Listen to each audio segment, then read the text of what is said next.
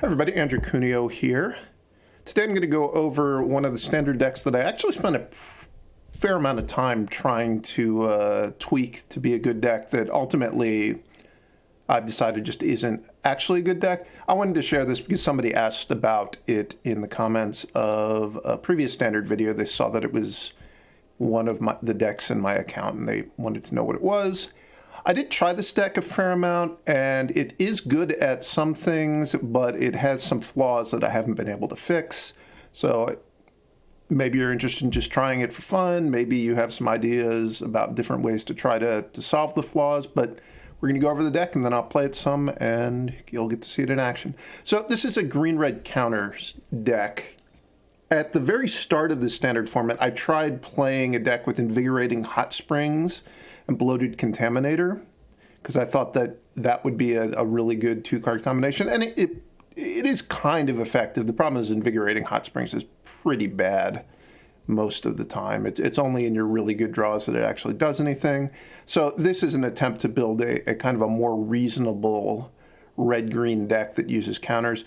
I also wanted to try the -4 ability on this Lukka has always appealed to me, because I think it's if you're casting this for 5 mana and you have a 4/4 creature in play and you get to -4 it, I think you're frequently going to get to destroy 2 of your opponent's permanents, and you'll be left with a Planeswalker. So that is a pretty high upside, and this card really, it has a lot of flexibility because you can play it for either 4 or 5 mana. And you can make tokens. It generates mana. Probably the thing that holds this card back the most is that the +1 ability is a little bit lackluster. But that was another thing I wanted to try. So this deck started loosely as like a green-red counters-based deck, trying to take advantage of Bloated Contaminator, which, in addition to proliferating the counters on creatures and on planeswalkers, it also allows you to speed through sagas more quickly, which is actually a pretty important thing. So Fable the Mirror Breaker, obviously getting your Reflection of Kiki-Jiki online a turn sooner, very big deal. Then this is one of the biggest things I've found from this deck is the Elder Dragon War is actually a really good card against a bunch of decks that people play right now. Probably the best spot for it is against the green-white infect deck, because you kill almost all of their creatures with the first chapter. It's also, I would say it's not an ideal 4-drop against Grixis, but it does kill a lot of stuff. And against like the mono-white control decks, you don't kill their big 4 and 5 mana creatures, but you do hit their well, you don't hit their planeswalkers. But you hit the tokens from the Wandering Emperor, you hit the tokens from Wedding Announcement, you hit all of the little cheap 2-drops that they've played to go and find lands or draw cards like Spirited Companion and Ambitious Farmhand. So I've been really impressed with that card, and if there's anything I would take away from this deck is that I'd be looking for other places where this card can be played.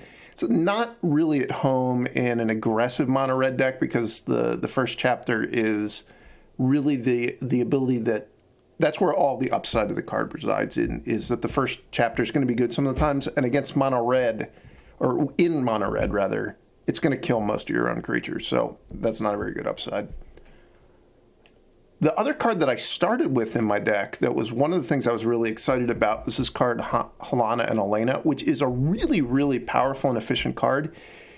It just suffers from the fact that it's a 4-drop that dies to cut down, which is really, like, that's not acceptable in standard. Overall, this deck has a problem that it's kind of bad against a lot of the 1-for-1 removal, but Halana and Alena dying to cut down was so bad that I just took it out of my deck. Instead, I've started playing Atsushi, which I decided I wanted to have all of my 4 and 5 mana cards at least be 2-for-1s against go for the throat type stuff, which is why I'm playing Atsushi now. It's pretty good. It's obviously not an insane card, but it's a decent enough card. And I've got 2 Workshop Warchiefs. For a while, I was playing 4 of this guy.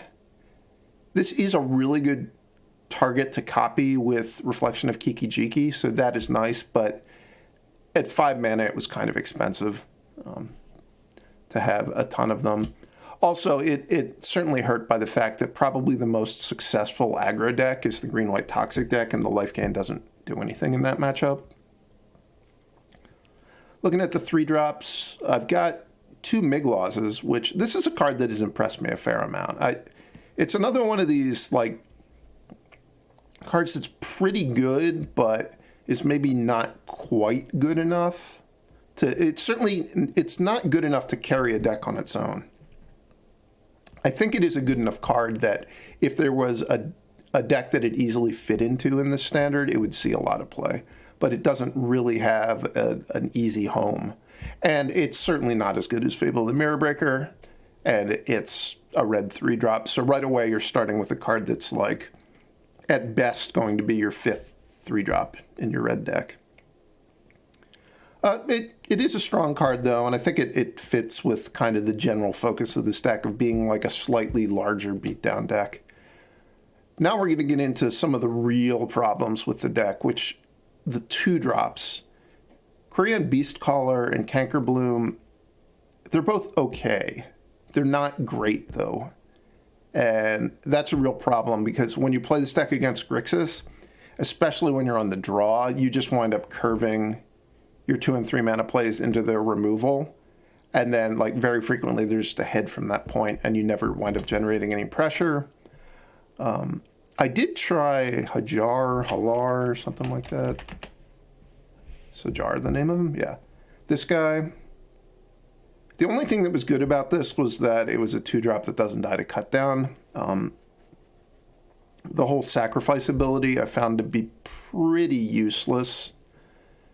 I have had, Migloz and Halana and Alena in my deck at times, so it potentially had targets, but just the fact that it didn't give hexproof, it only gives indestructible, means that it doesn't save your creature from some of the stuff you want to save your creature from, like, a Wandering Emperor Exile, or, well, Farewell pretty much gets everything, but it doesn't save it from Blood Tithe Adversary, or like the exile effects in white, like Ossification.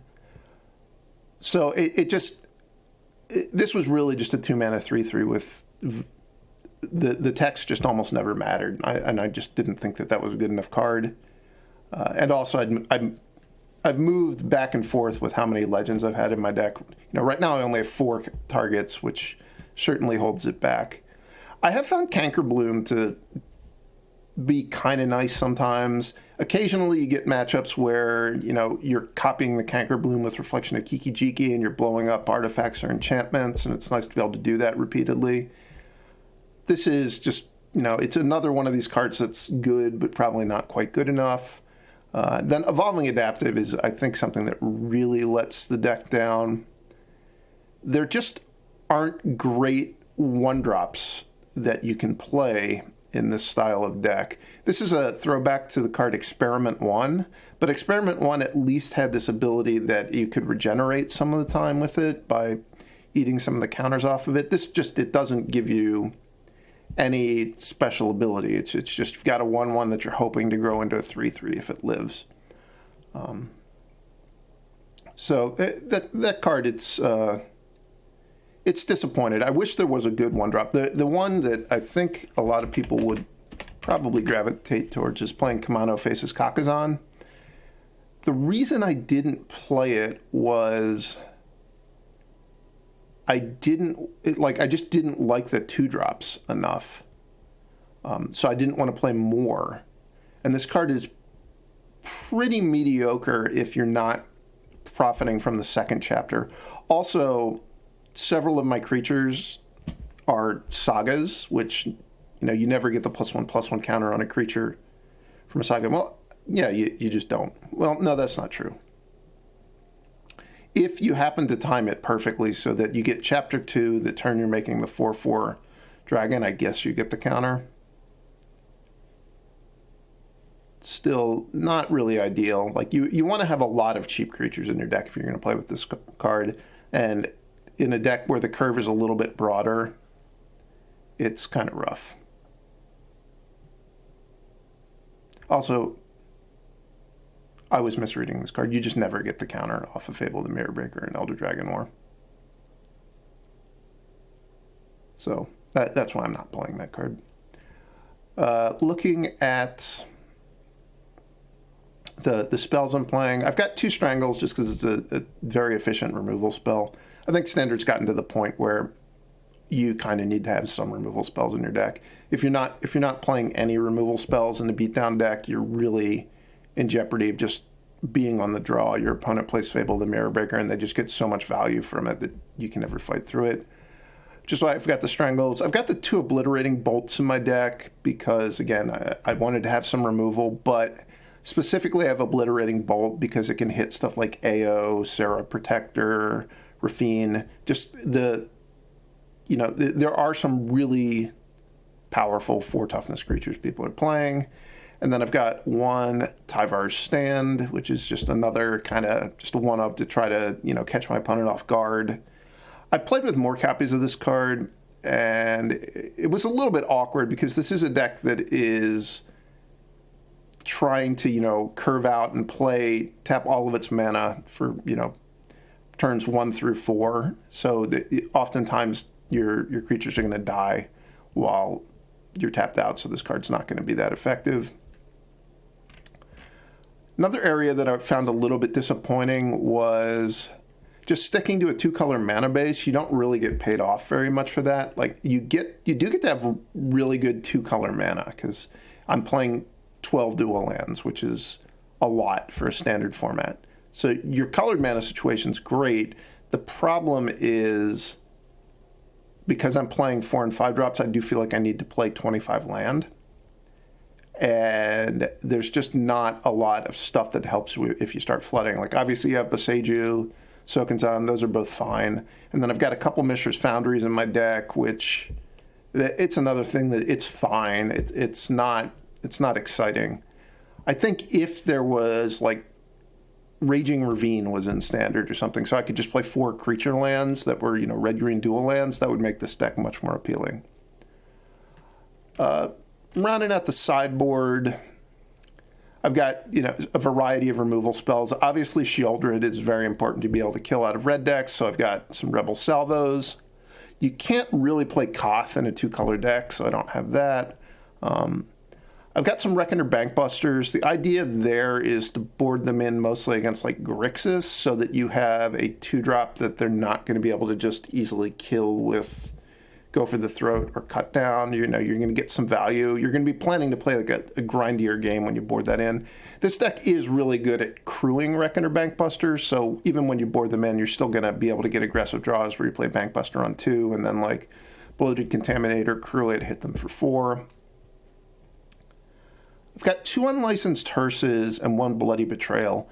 One of the other things that really soured me on this deck was I think that the Atraxa decks are just inherently a huge problem, and I don't really think it's solvable. I have like a little bit of this stuff in my sideboard to hope to, to get lucky and maybe steal a game with it, but this deck isn't as fast as mono red or green white toxic would be, so you're not going to be able to kill your opponent before they can get an Atraxa into play a lot of the time. And once they get an Atraxa into play, it's almost impossible to beat. Like you really need to kill them the next turn, which is why I'm playing a Bloody Betrayal. For a while I played Broken Wings with the idea being that it could kill Atraxa or it could kill, Fable the Mirror Breaker or one of the other enchantments you might want to kill in the format. And it was just too clunky. I was never happy when I drew it. I've got some Obstinate Baloths in my sideboard, which this is just mono versus mono red. I wanted a better, 4 or 5 drop to be able to board into versus mono red. Halana and Alena is mostly going to be against white creature decks that aren't that good at killing it. So green-white toxic would be a place where I would board it in. Like those Esper Legends decks, which those decks can have cut down in them, but they tend not to just have a million removal spells, so it does live a lot. And then I've got 1 copy of the Mightstone and Weakstone, which probably looks very weird.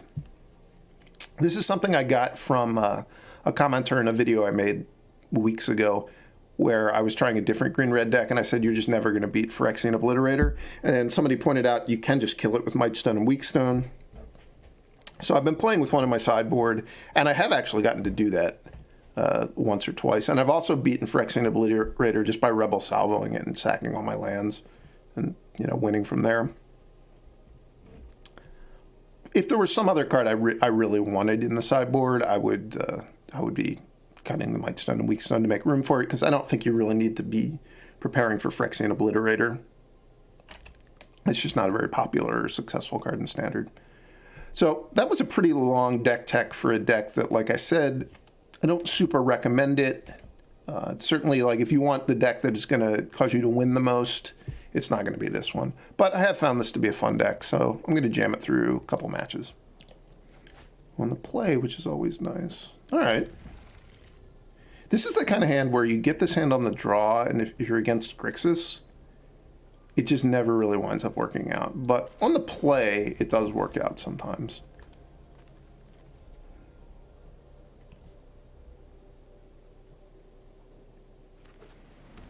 It's probably green-white toxic. This is a pretty good hand against green-white toxic, I would say. Certainly now that I drew another land.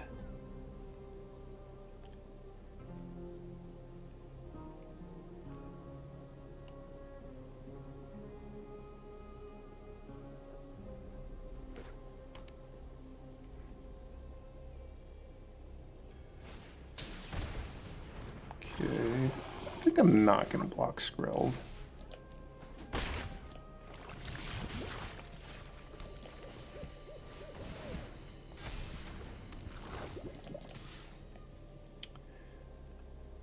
I think they're going to need to have either Anax Sentry or even Tyvar Stand.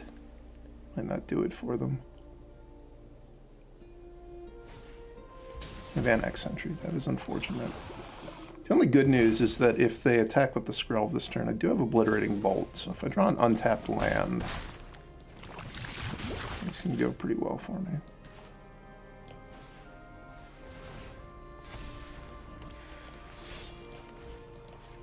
This is a cast trigger, I believe.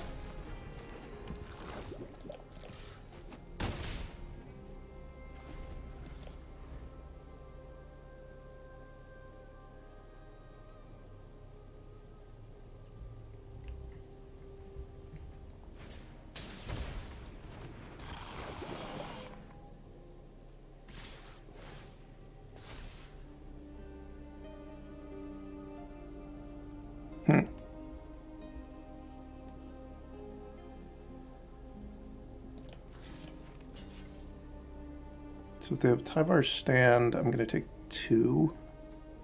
I don't even kill this.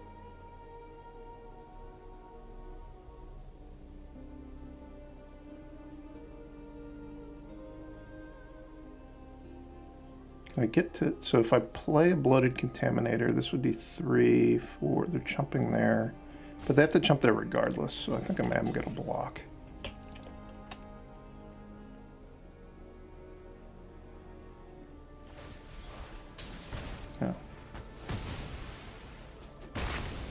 Didn't account for the Eiganjo.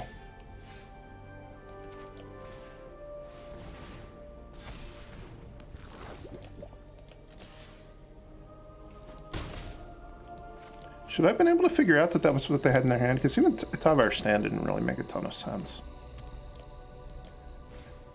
I think I'm still in okay shape.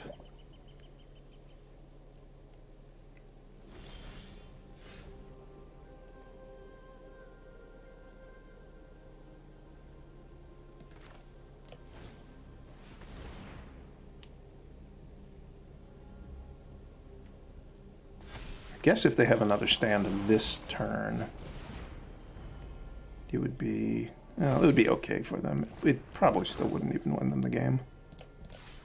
Because they would go block here, stand, chump, probably with Slaughter Singer. And then I would be at 5 poison. And they're going to 2 life.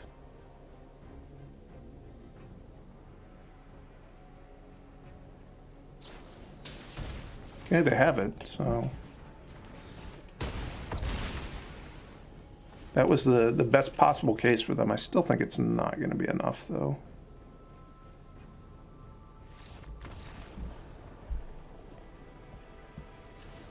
And the Bloated Contaminator mirror.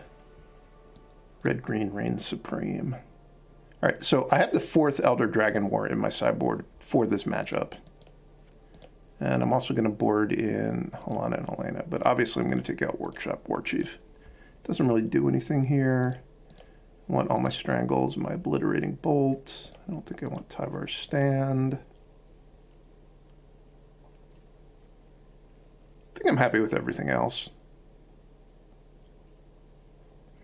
Rebel Salvo is a removal spell, but a 3-mana removal spell against a deck that I know is going to have a bunch of Tyvar stands in its deck is not that appealing. Also, I know that I pronounce Tyvar and Tyvar different very consistently. It's all dependent on the context, how it should be pronounced, and that's the story I'm going to stick with.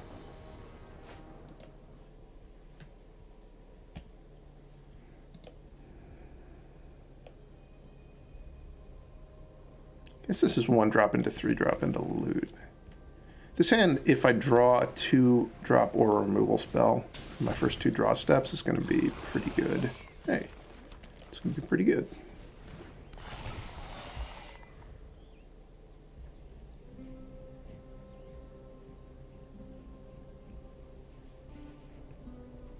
I guess I had the possibility that I could Boseiju something on turn 2. The deck I'm playing against is not a deck where I'm that scared of Boseijuing somebody. So they don't really punish you that much for giving them lands.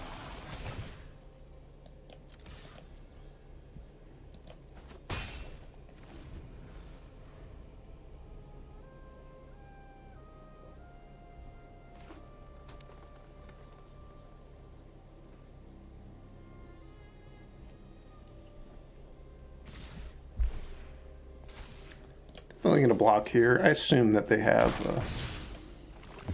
Stand. They did not. A little surprising. Okay, they have a Bloated Contaminator. I guess that makes their play make sense. And that is bad news for me. Certainly.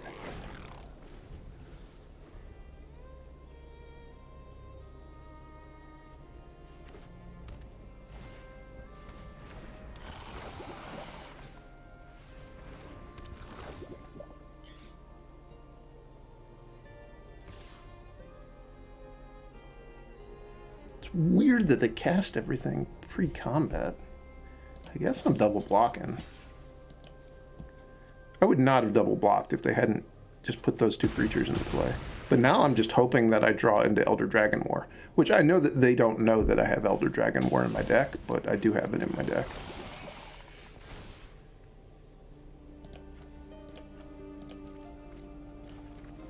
And I'm very happy that I just drew it. They are going to get 2 1/1s, so they aren't left with nothing, but they are, I'm sure, very sad.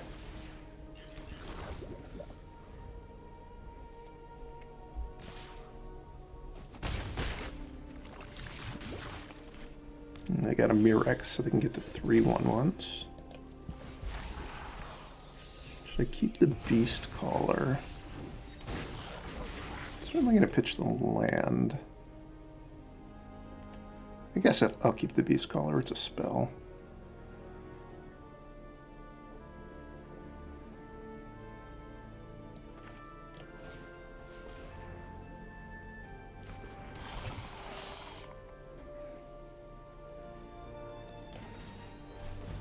I can Vigilance this guy next turn, which is why I'm choosing it to cast him this turn.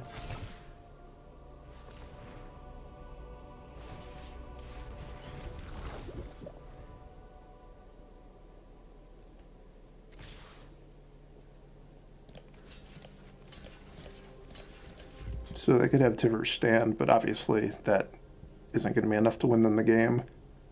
I don't think there's anything they could reasonably have that makes this an attack that I shouldn't just block like this.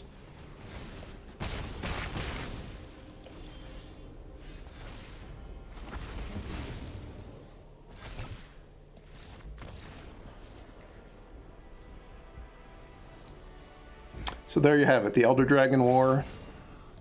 Really good against this toxic deck. As long as you can keep the 4/4s off the board. I'm going to play again, nice.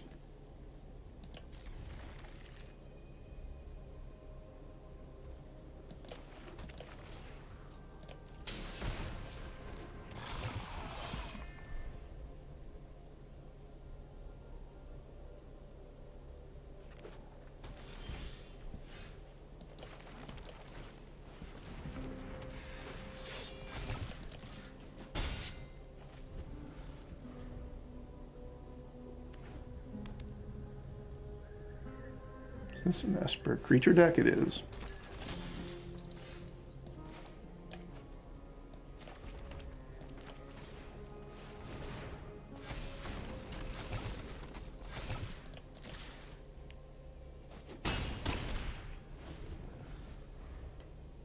So far, you really haven't gotten to see the downside of the Evolving Adaptive and the Quirion Beastcaller, because I'm not playing matchups where people just have a ton of removal.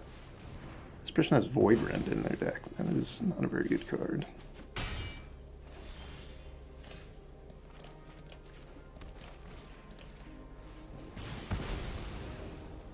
It's not a very good card just because it's so expensive for what it does. It was okay in that spot because they traded 3 mana for 3 mana. But even like when you're on the draw, just 3 mana for 3 mana, you kind of have to hope to do better than that. So they're not dead to Strangle because they're going to gain 2 life. They do die if I have a 4 power creature, right? Because it grows this and this. 4, 6, 9, yeah. So let's see if we can...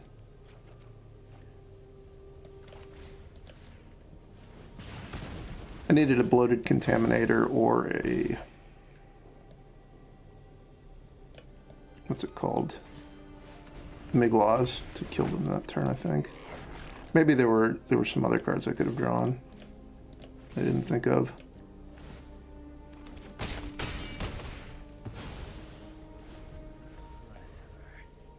Another card I've tried in this deck is Shivan Devastator. Is just like a one of. It's yet another one of the cards that wasn't awful, but wasn't really a standout. So against their deck, deck's a little unusual. There's some sort of Esper mid-range deck, but maybe not super focused on legends. Either way, usually the Elder Dragon War isn't that good against their deck. Certainly, like, if your opponent's playing 3 toughness 2-drops, it's going to be not super at home. I'm going to board in this. I think I want my Rebel Salvos. They seem like the kind of deck that would be playing with Shieldred. Definitely want my Obliterating Bolt. Probably want my Bankbusters.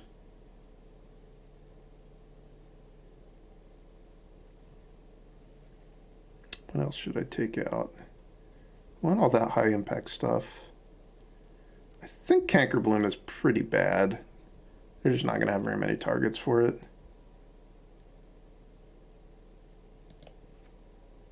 I could also trim a Migloz, but what would I be adding? Like another Strangle?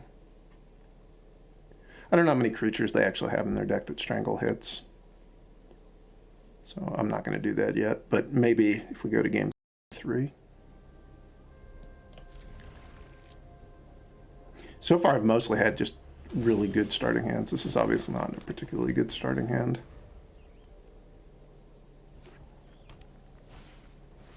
Dennis.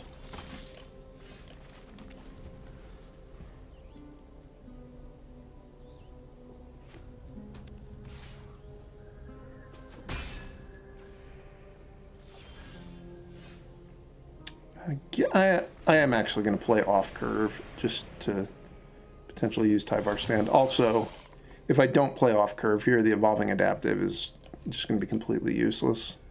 by the time it comes into play.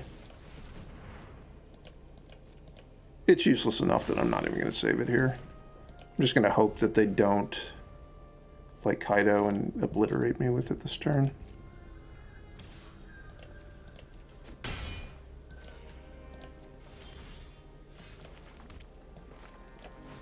I'm going to prefer protecting Migloz to getting Evolving Adaptive in play. Wow, I'm surprised they Void Rended the Evolving Adaptive if they didn't have a follow-up removal spell. It doesn't seem like that good of an idea by the opponent.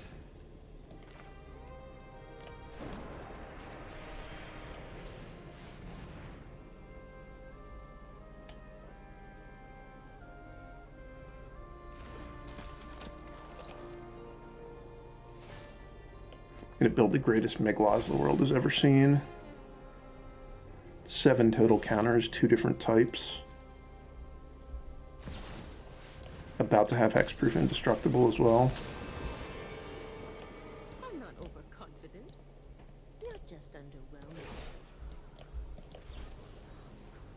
I realized that Wandering Emperor was a card they could have here, but I was fine with that exchange.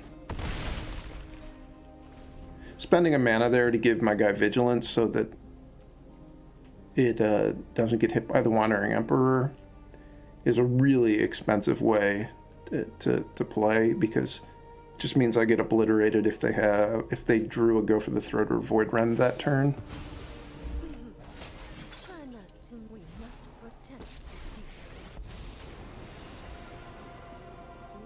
That's a little bit grim.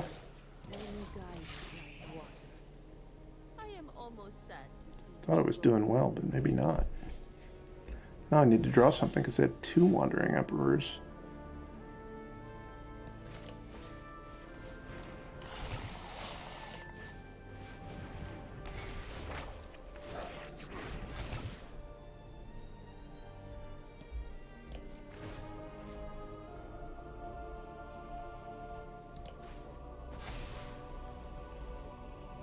Should I attack with both? I wind up training Halana for this thing, but I get the Wandering Emperor. I think that's worth it. I think Dennis would certainly become a problem if it starts growing counters. And if I don't kill the Wandering Emperor while I have the shot, there's no guarantee that I'm going to get to do it later. What a bizarre way to block. Guess I'll kill Dennis.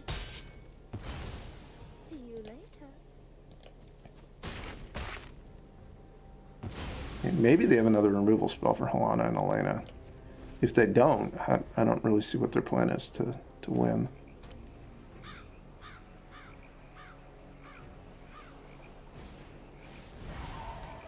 Yeah, this doesn't seem great for them. Does this trigger on creatures going to my graveyard? Whatever. Into graveyards from anywhere. Okay. So I definitely don't want to discard my creatures.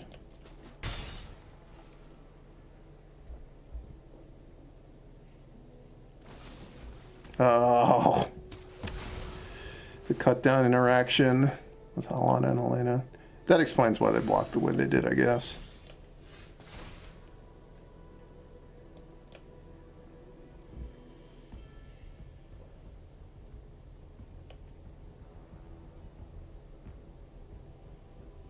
Could go for an Atsushi off the top of my deck. That's pretty good too. I don't think I want to blitz it.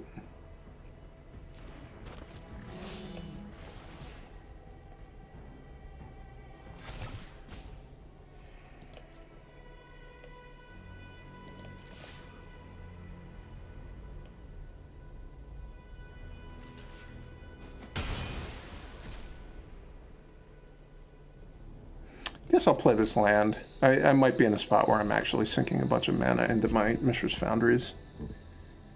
And I don't have that much stuff left in my deck that loots away extra lands because I took out all the Elder Dragon.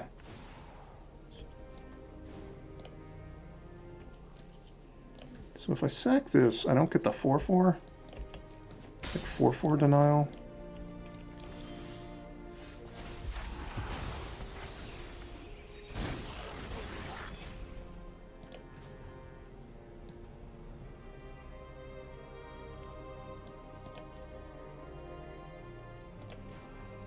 I don't have enough mana to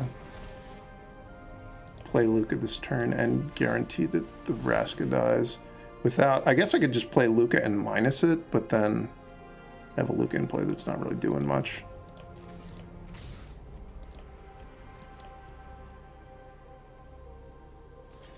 This seems like a really poor spot to block by the opponent.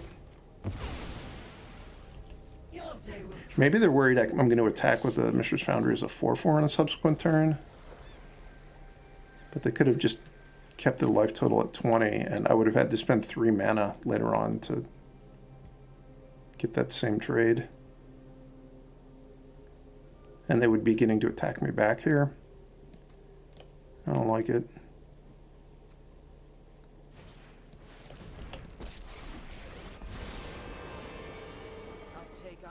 Myself if I have to.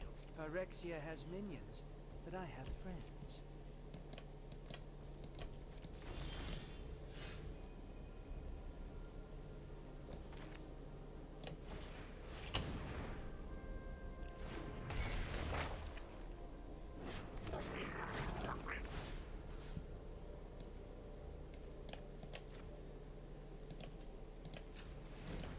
Is this an artifact? Oh, it is.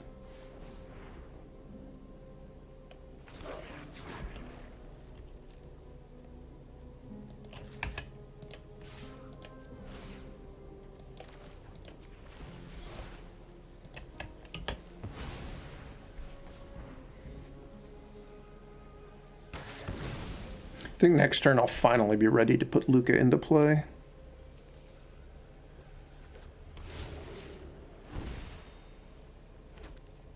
But maybe not. I've been patient thus far.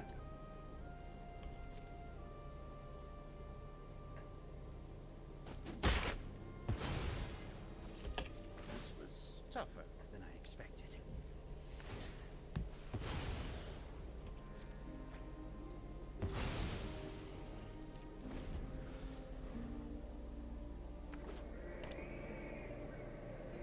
Games like this is really why Fable of the Mirror Breaker's the king of the mid-range battles.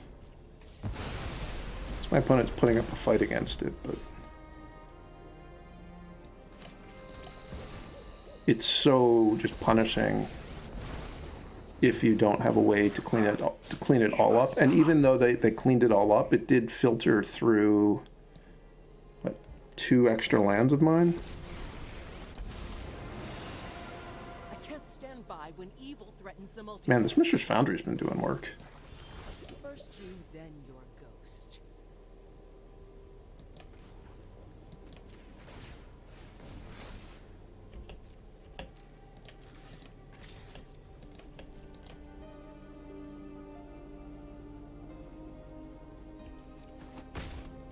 Quit wasting my time.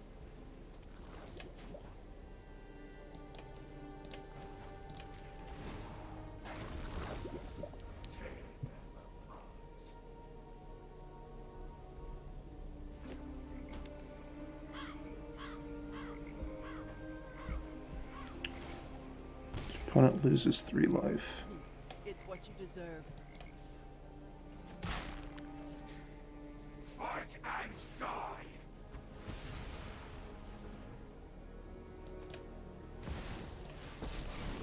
Yikes. Faced with tragedy, I think they've got me. need to take action. So their deck it's like Esper control with Dennis's as early blockers, it would seem.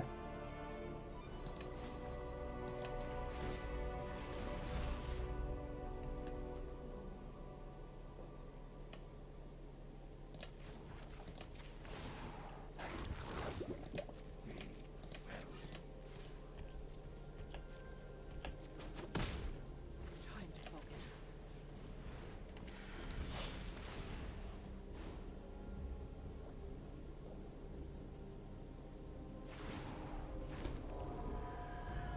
knows the past better than me. Let me get a read on the situation. Sure, I'll scry. I don't think it can matter here. I think I'm just doomed.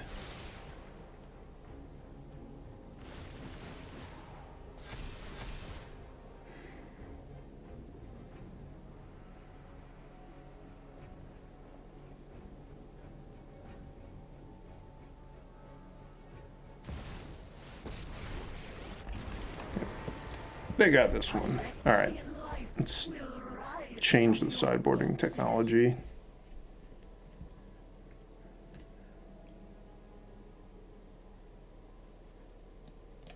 Is it Planeswalkers? Yeah. Can't hit Kaya, but it can hit the other ones. I didn't see Sheoldred, but it's certainly a card that would make a lot of sense for them to potentially have. I think I just want more creatures.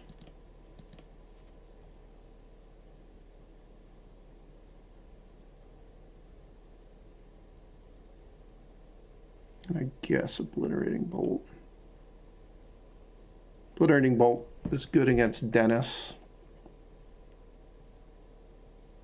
Maybe there would be a spot where it would matter that it dealt 1 additional damage to a Planeswalker.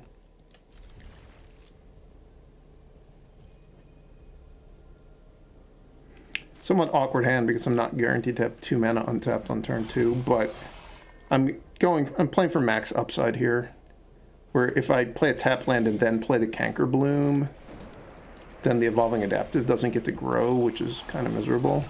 I got lucky to draw the untapped land, but even if I hadn't drawn the untapped land and I had just been forced to delay my Cankerbloom until turn 3, I would have only been slightly behind in damage in that case, and the Evolving Adaptive would have been better off. I don't think I'm interested in having my Mishra's Foundry killed by cut down this turn, so we're not going to attempt to attack with it. I will proliferate if they kill the Cankerbloom.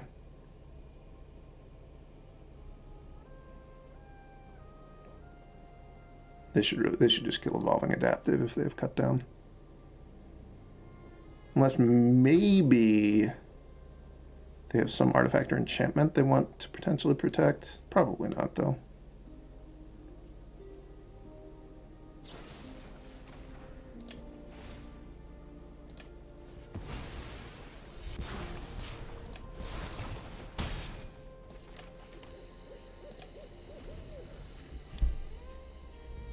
I did see Farewell, which is good against Atsushi, but I didn't see a ton else. I guess I also saw the Wandering Emperor.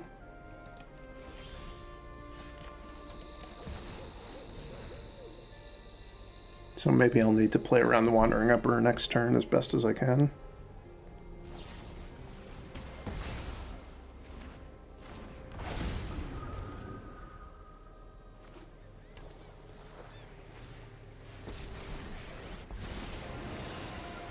I won't quit until Kamigawa is safe. You can't fight what you can't see. This can just kill Kaido, right?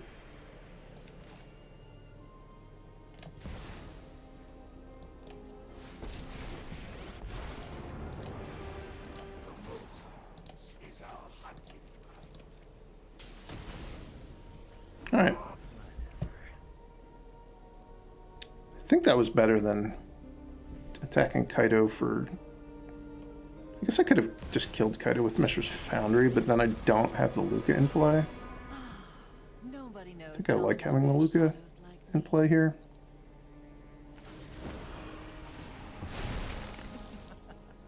Off you go.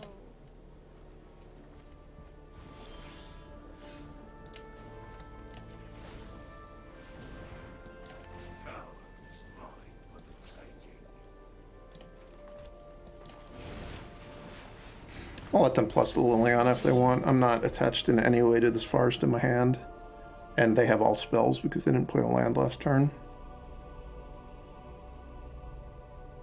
It does mean I will have to finish off the Liliana next turn. Because I don't want them to get a second edict out of it. But this exchange here, where we're both discarding a card, and I know I'm discarding a forest, and they're very likely to be discarding a spell, I think is just good for me.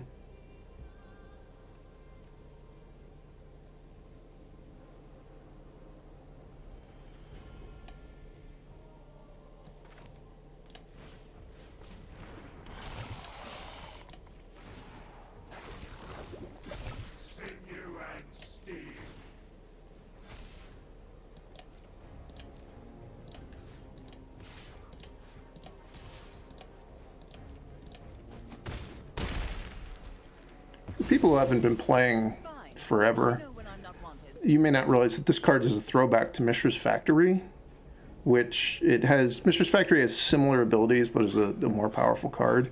And just every time I try to use Mishra's Foundry, I get confused because it doesn't work exactly like Mishra's Factory.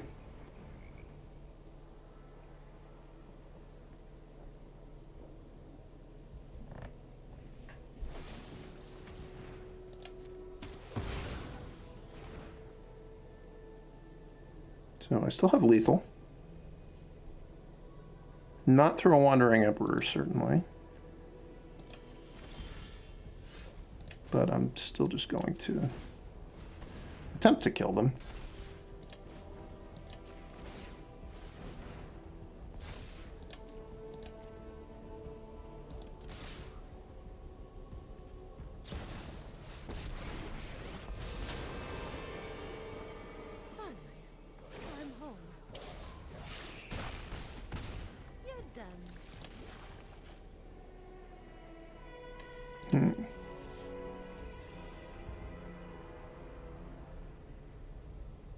So if I make a token and they have like depopulate, it's kind of bad for me. But if I don't make a token, they can just make a token and then I'm probably not even gonna have lethal. So I'm gonna make a token. I would not play this way if I didn't have the second Lukka in my hand, I think.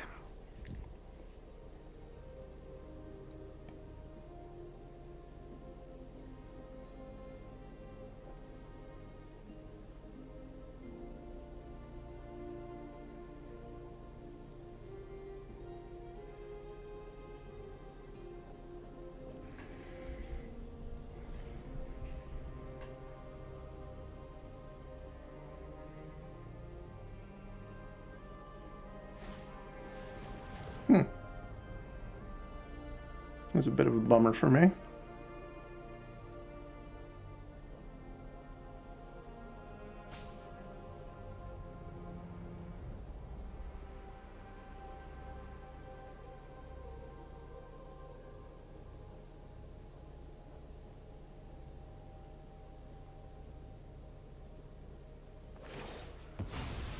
Okay. I was worried that they were gonna put a counter on the Phyrexian Beast, and then that would put me in a tough spot because then I'd have to worry about how am I getting this Wandering Emperor off the board next turn. They did not do that though.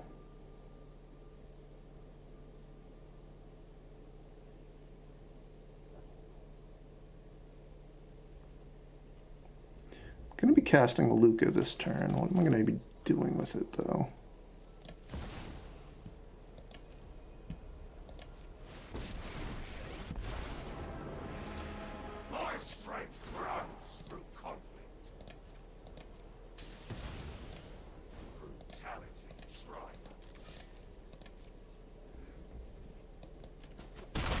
If they'd had an instant speed removal spell, I could have animated the Mishra's Foundry in response and at least gotten the Samurai token by minusing there.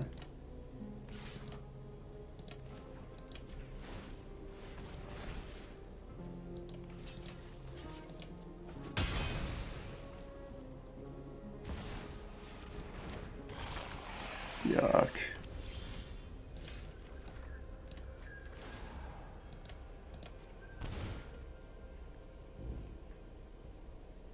So they're going up to 5.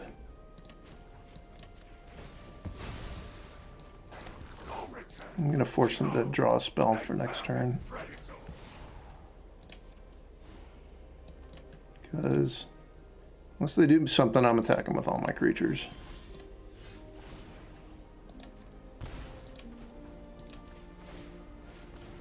this is my best hope to win.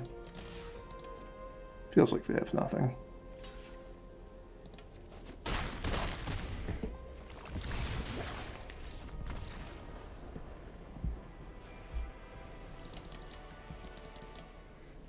Battling against Mythic player number 2.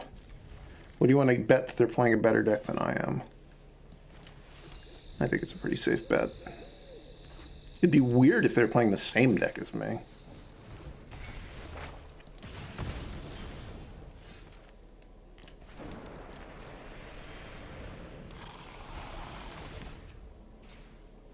This is actually probably a pretty good matchup for me.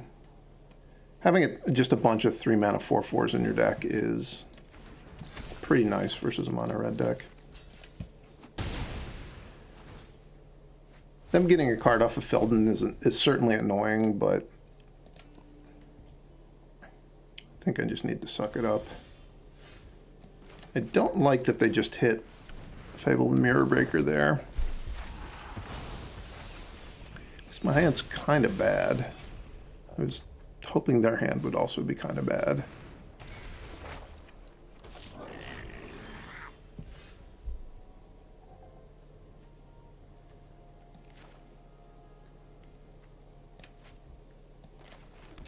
One interesting interaction that comes up sometimes when you play this deck is you can attack with Bloated Contaminator and proliferate onto your opponent's Kamano faces Kakazan, so the second chapter goes off on your turn, so they lose the +1/+1 counter. Obviously, when that happens, they get the 2/2 haste a turn sooner, but sometimes it's worth it to do that. I don't think there's really ever going to be a situation where it's worth it to do it with Reflection of Kiki Jiki. I guess if your opponent was empty-handed and you knew that they just needed to loot into one specific card, you would do that. I think for the most part, it's not going to be a good idea, though. The mono red decks are a lot scarier now that people are putting Fable of the Mirror Breaker in them. I'm being overrun by Phoenix chicks. I could really go for an Elder Dragon, whatever it's called, card.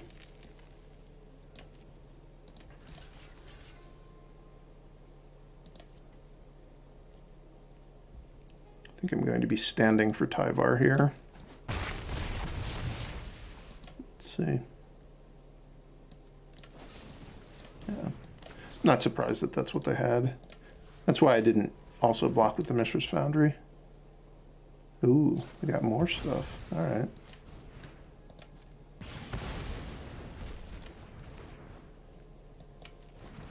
The only way I could have played around all of that was to Tyvar's stand before they got the treasure token, but then obviously they just wouldn't even cast their spells, so that wouldn't really help me very much.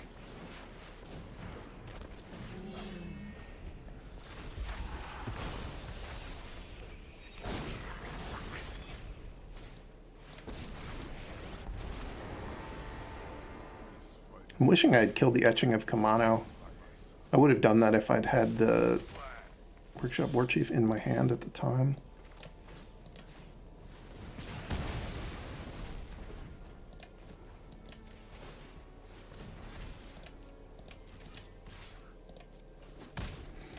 Really need to draw the Elder Dragon War.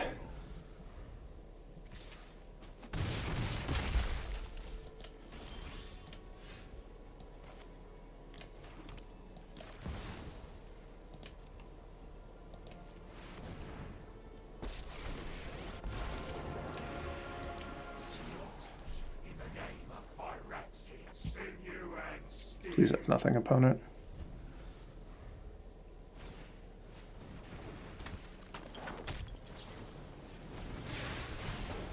Still could really go for that Elder Dragon War.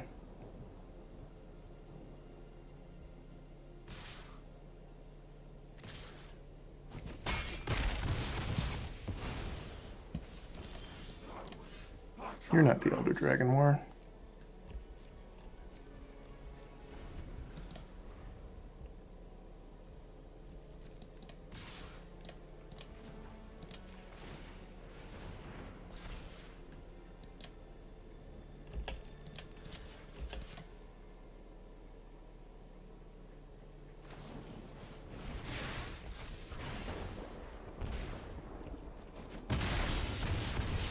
Come on, Elder Dragon War. Mountain. Mountain was not the card I was looking for when I kept saying, come on, Elder Dragon War.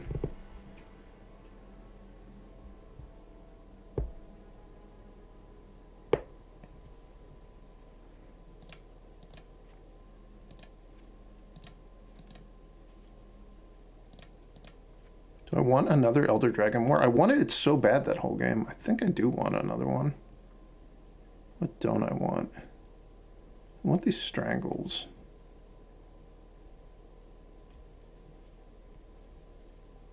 Strangle's probably better than the Obliterating Bolt.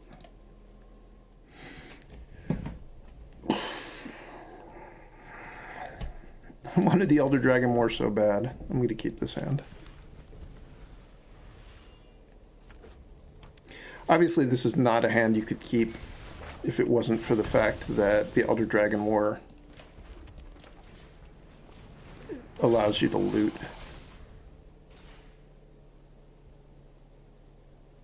So there's no real danger that I just draw running lands and don't get to do anything in the game. I conceivably should have taken Cankerblooms out of my deck.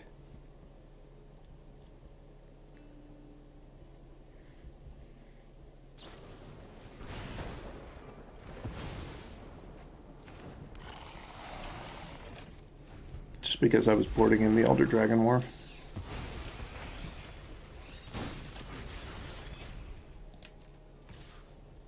I'm not going to block in case they have Fable and the Mirror Breaker because I want to end of turn blow up the Fable part, and then I'm going to Elder Dragon War the token.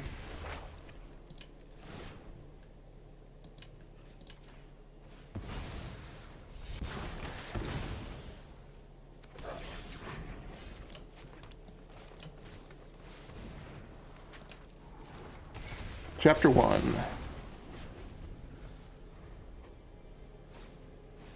Feldune.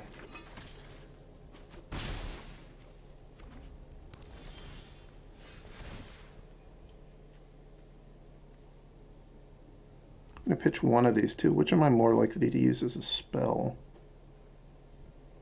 And the only way that it matters is if I draw a land this turn anyway. I think I'm more likely to use Sokenzan as a spell.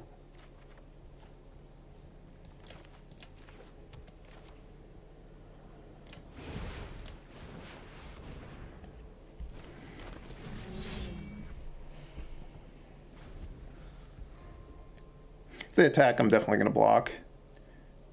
If they have Obliterating Bolt, it's a little bit annoying. That's a little bit annoying.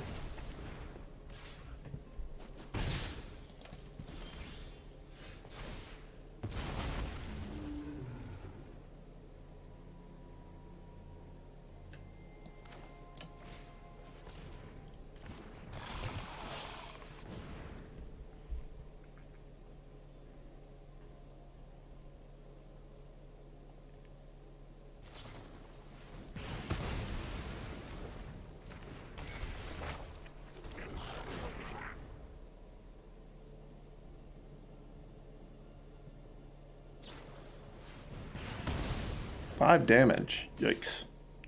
Do I want to block here? Give him a card? I don't think so.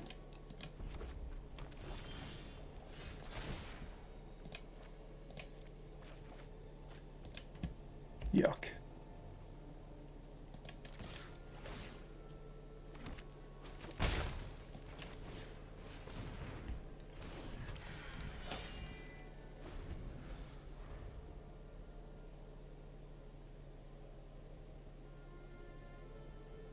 I'm just going to take 2 damage for a while from Feldon.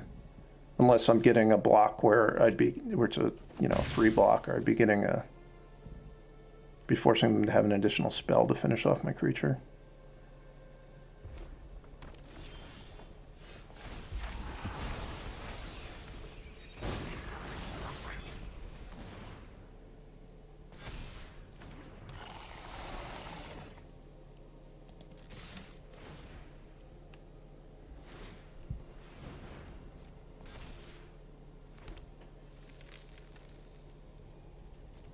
That's fine, they can block.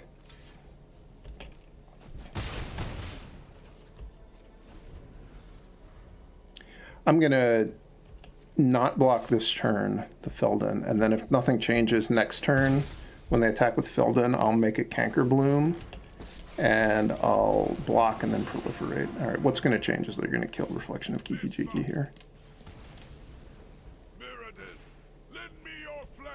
And now they want to fight Kakazan too? All right.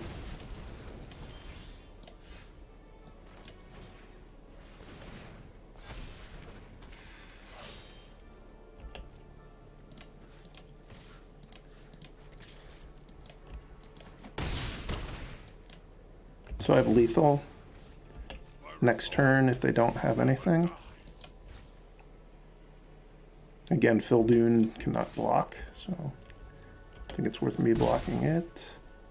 Do they have a spell? No.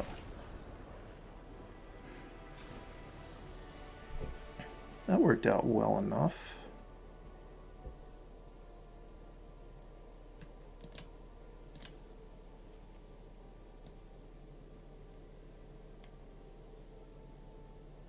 They really don't have that many creatures in their deck, at least at post board. It seems like they're mostly just removal spells. Maybe I want to cut my Beastcallers for Bankbusters and Obliterating Bolts.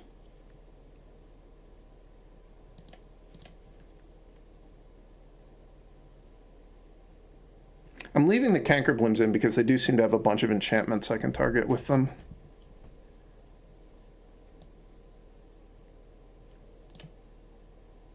Is Evolving Adaptive better or worse than Beastcaller? Probably worse.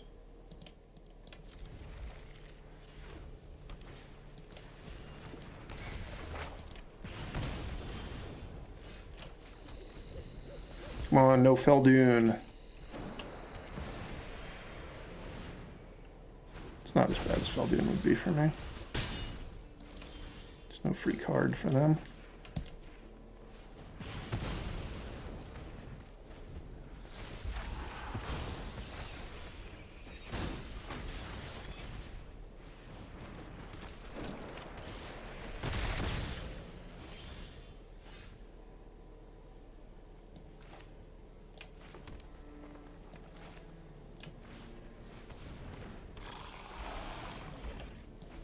I'm going to block and go after the Etching of Kumano.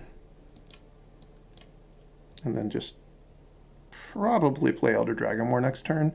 Oh wow, if they animate a Mishra's Foundry and attack me, that's great for me.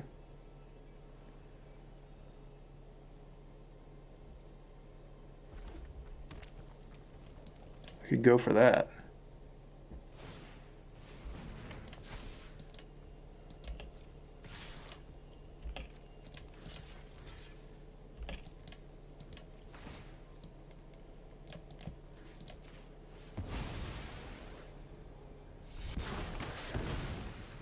I'm going to go to 10, then down to 9 for my Pain Land. They could knock me down to 7 just with the Mishra's Foundry. Probably they'll have something better to do on their turn.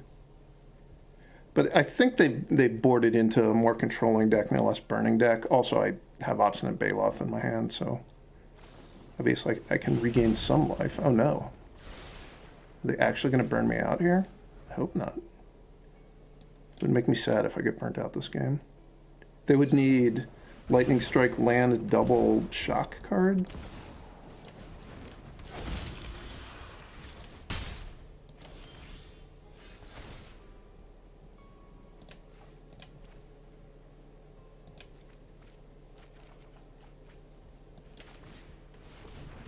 Can't imagine my opponent's very happy to see that. That's kind of a ridiculous card to have in my sideboard. But it's the perfect card for this situation. So they do get me down to 4. It's getting a little dicey.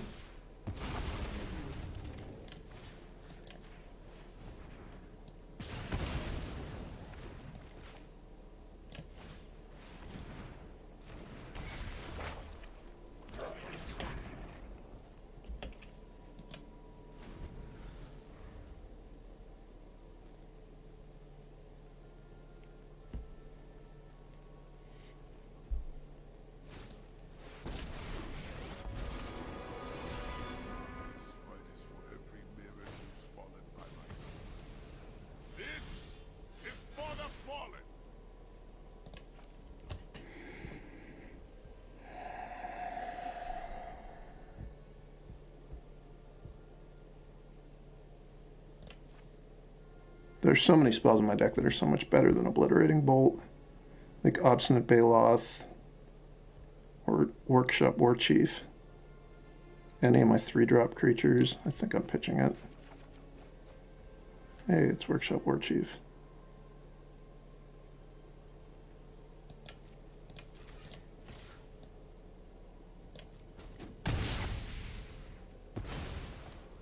Guess I might as well play it this turn, just in case they have Lightning Strike in their hand, or they have, like, play with fire and they draw a Lightning Strike. I get out of double burn spell range.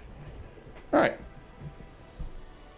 Like I said at the beginning of this video, and earlier in this video in the middle, I don't think that that deck is great, but I do think it's fun to play with. So I hope you enjoyed it, and if you did, please, like the video, subscribe to the channel if you're not already, and leave me a comment. Thanks for watching.